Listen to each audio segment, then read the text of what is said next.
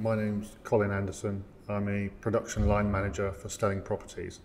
Stelling Properties manufacture modular buildings. We do it from scratch, all in-house. We started looking at vertical panel saws because we wanted to improve our efficiency and also address some key safety concerns with previous methods that we were using to cut a mixture of timber and fiberboard materials.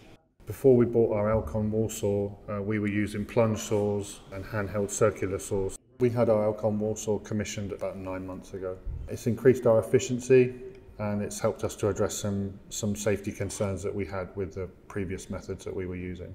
Currently we have about 4 or 5 trained operatives.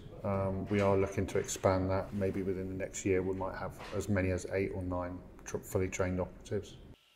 Currently we cut a mixture of 25, 18 and ½ inch plywood, and we also cut cement fiberboard and some plasterboard as well.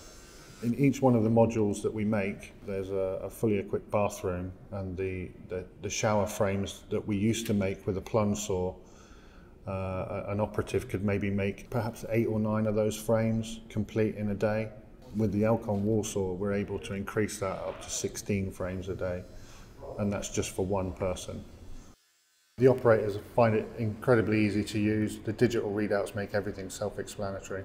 The key benefits are increasing safety. It's pretty much a hands-free operation. It's not like a horizontal panel saw where your hands can get quite close to the blade. It's also very efficient.